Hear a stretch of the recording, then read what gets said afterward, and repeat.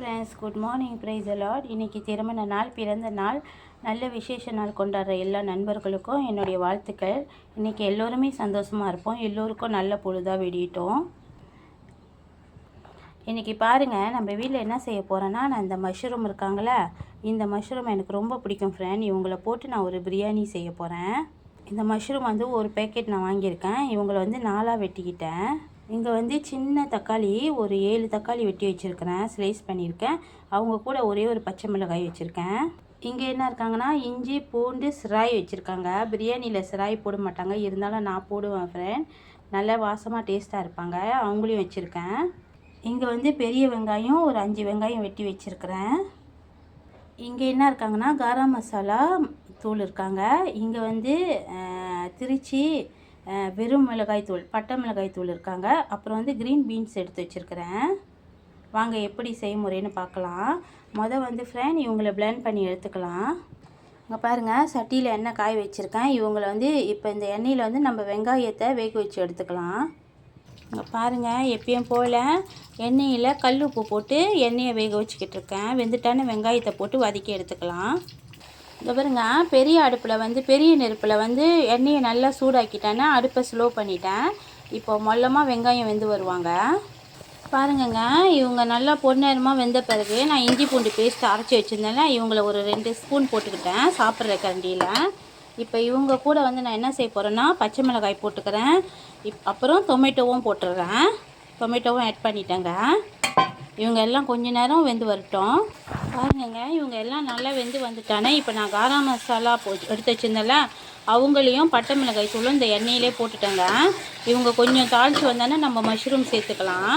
Friend, நான் இவங்க கூட கறிப்பட்டை இந்த 5 ஃப்ரெண்ட்ஸ் சொல்லுவாங்களே, அவங்கள யாரையும் சேர்க்கல. ஏன்னா இவங்க கூட வந்து நான் கரம் மசாலா போட்டிருக்கேன். இந்த கரம் மசாலா போடுறவங்கள இவங்கள்ட்டே வந்து எல்லாமே இருப்பாங்க, அதனால் நான் போடலை. இப்போ இந்த மஷ்ரூம் எல்லாத்தையும் இவங்க கூட சேர்த்துக்கலாம். சேர்த்து ஒரு கிளறிக்கலாம். பாருங்கள், மஷ்ரூமும் சேர்த்துட்டேன். புதினாவும், அப்புறம் அவங்க இன்னொருத்தவங்க யார், புதினாவும் இன்னொருத்தவங்க மல்லி இலையும் 2 பேரையும் ஒன்றா சேர்த்துட்டேன். 3 பேர் இப்போ ஒன்றா இருக்காங்க. இவங்க கூட அவங்க எல்லாத்தையும் கலந்து விட்டுறலாம். இங்கே பாருங்கள், இவங்க மிளகாய் சாந்தி எல்லாம் போட்டு நல்லா கொதித்து வர்றப்ப நான் என்ன செய்கிறேன்னா, 2 ஸ்பூன் தயிர் போட்டுக்கிறேங்க. 2 ஸ்பூன் தயிர், ஒரு பாதி லைமன் ஊற்றுவேன். 2 ஸ்பூன் போட்டிருக்கேங்க. இப்போ பாதி லைமன் ஊற்றிட்டு அடுப்பில் போட்டுடலாங்க. பாருங்கள் ஃப்ரெண்ட், எப்படி இருக்காங்க பாருங்கள். நம்ம மஷ்ரூம் பிரியாணி செய்கிறதுக்கு வேண்டிய பேஸ்ட்டு செஞ்சிட்டோம். பாருங்கள் எவ்வளோ சூப்பராக இருக்காங்கன்ட்டுன்னு. சரியான வாசங்க. நான் இத்தனைக்கும் அந்த பட்டை எதுவும் போடலைங்க, கரம் மசாலா மட்டும்தான் போட்டிருக்கேன். இங்கே பாருங்கள், நான் என்ன அரிசி சமைக்க போகிறேன்னா, நார்மல் பச்சை அரிசி தாங்க. நார்மல் பச்சை அரிசியில் தான் நான் வந்து சமைக்க போகிறேன். தண்ணியும் அரிசியும் ஒன்றா போட்டு களைஞ்சி வச்சுட்டேங்க. இவங்களை நான் ஊரெல்லாம் வைக்கலைங்க. தண்ணியும் 10 கோல் அரிசி போட்டிருக்கேன். அதுக்கு தகுந்த தண்ணியும் அளவோடு வச்சுருக்கேங்க. பாருங்கங்க, இப்போ எல்லாத்தையும் ஒன்றா கலந்துட்டு இப்போ லைமன் கொஞ்சமாக ஊற்றுறேங்க. இவங்க கூட அரை லைமன் ஊற்றுறேங்க. நீங்கள் கண்டிப்பாக லைமனும் தயிரும் போடுங்கங்க. நீங்கள் தண்ணி குறைவாக வச்சுட்டு லைமனும் தயிரும் போட்டிங்கன்னா அவங்க பாட்டுக்கு வெந்து வந்துடுவாங்கங்க. இப்போ பாருங்கள், என்னோடய ஸ்டைலில் நான் பிரியாணி செய்ய போகிறேன். எல்லாத்தையும் ஒட்டுக்கா போட்டுட்டேன். தண்ணி வந்து நான் அளவோடு வச்சுட்டு அவங்கள்ட்டேருந்து பாதி தண்ணி நான் எடுத்துட்டேங்க. இப்போ எல்லாத்தையும் ஒட்டுக்கா போட்டுட்டு இப்போ இவங்களையும் கிளறி விட்டுட்டேங்க. இவ்வளோ தாங்க. இப்போ கிளறுன இவ்வளோ தாங்க. இதுக்கு மேலே நம்ம பிரியாணி வேகிற வரைக்கும் கிளறக்கூடாதுங்க. அவங்களே சொந்தமாக வெந்து வந்துடுவாங்க. இப்போ அடுப்பை தட்டி விட்டு வேறு ரெசிபிக்கு போகலாம். இங்கே பாருங்கங்க, சைவமாக ஆட்டை அரிசி பரட்ட போகிறேன். இங்கே என்ன இருக்காங்கன்னா, இஞ்சி பூண்டு, அப்புறம் சிராய், அப்புறம் வந்து இங்கே வந்து சிண்டுல் இலை, கருப்பிலை, அப்புறம் இங்கே வந்து நம்மளோட மிளகாய்த்தூள், திருச்சி மிளகாய்த்தூள் இருக்காங்க. இங்கே வந்து நம்மளோட சைவ ஆட்டை அரைச்சிருக்காங்க. இப்போ இவங்க எல்லாத்தையும் உப்பும் சேர்த்துட்டேங்க. ஆனால் இவங்க கூட நான் பட்டை எதுவும் சேர்க்கலைங்க. நான் கடைசியாக சொல்கிறேங்க ஏன் சேர்க்கலன்ட்டுன்னு. இப்போ இவங்க எல்லாத்தையும் ஒட்டுக்கா போட்டு வேக வச்சு எடுத்துடலாங்க. பாருங்கங்க, சைவ ஆட்டை அரிசி செஞ்சு எடுத்து வச்சுட்டோங்க. இப்போ அடுத்தது வந்து இஞ்சி பூண்டு பேஸ்ட்டு வச்சுருக்கேன், சிராய், அப்புறம் வந்து டொமேட்டோ வச்சுருக்கிறேன், அப்புறம் வெங்காயம் வச்சுருக்கேன், கருப்பிலை, அப்புறம் உப்பு போட்டிருக்கேங்க. இவங்க எல்லாத்தையும் ஒட்டுக்கா போட்டு லேசாக வதக்கிக்கலாங்க. பாருங்கங்க, நம்ம போட்டிருந்தோம்ல வெங்காயம் எல்லாமே, அவங்க எல்லாம் நல்லா வதங்கினானே நான் இந்த டைமில் கத்திரிக்காய் ஆட் பண்ணிட்டேங்க. இவங்க கூட நான் மிளகாய் தூள் போட மாட்டேங்க. இவ்வளோ தாங்க, இவங்கள வதக்கி எடுத்துருவேன். இங்கே பாருங்கங்க, கத்திரிக்காய் போட்டு சூப்பராக எடுத்துட்டோங்க. இவங்க கூட நான் மிளகாய் சாந்து பட்டை மிளகாய் அரைச்சி, மஞ்சள் பட்டை மிளகாய் கொஞ்சம் மெழுகு போட்டு அரைச்சி இவங்க கூட ஊற்றிருக்கேங்க. இவங்களும் வெந்து வந்துட்டாங்க. பாருங்கள் ஃப்ரெண்ட், நம்மளோட சூப்பரான மஷ்ரூம் பிரியாணி எவ்வளோ செம்மையாக இருக்காங்க பாருங்கள். அவ்வளோ டேஸ்ட்டாக இருக்காங்க. நான் ஆற வச்சுருக்கேன் ஃப்ரெண்ட் பேக் பண்ணுறதுக்காக. இவங்க வந்து அவங்களுக்கு அசைவமாக உள்ளவங்களுக்கு வந்து முட்டைங்க. இங்கே வந்து 1 கிலோ சைவ ஆட்டரிசி பரட்டி வச்சுருக்கேங்க.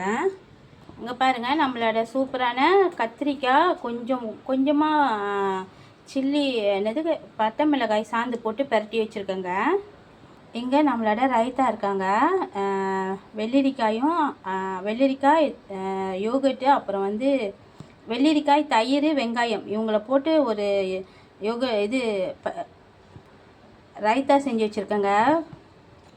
ஃப்ரெண்ட் கோச்சிக்காதீங்க ஃப்ரெண்ட், ரொம்ப இதை திக்கி பேசுகிறேன்னு கோச்சிக்காதீங்க. மணி ஆயிடுச்சு ஃப்ரெண்ட். இப்போ நான் சாப்பாடு 50 பேர் பேக் பண்ணி கொண்டு போய் கொடுக்கணும்.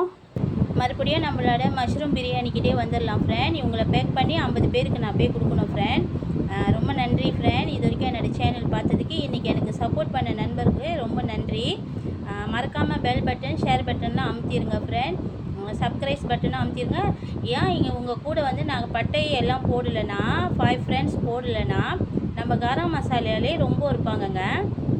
அப்போ வந்து பிரியாணி நீங்கள் எப்பயுமே சாப்பிடும் போது ஒரு வாட்டி தான் சாப்பிடுவீங்க, 2வது வாட்டி சாப்பிட மாட்டோம் நம்ம.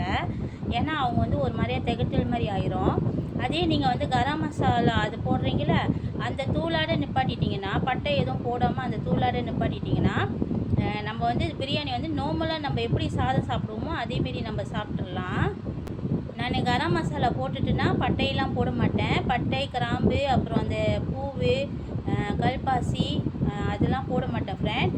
அதே நான் அவங்களெல்லாம் போட்டேன்னா கரம் மசாலா போட மாட்டேன். ஏன்னா வயசானவங்களும் சாப்பிட்றாங்க இந்த சாப்பாடை. அதனால் ரொம்ப நன்றி ஃப்ரெண்ட். பாய்.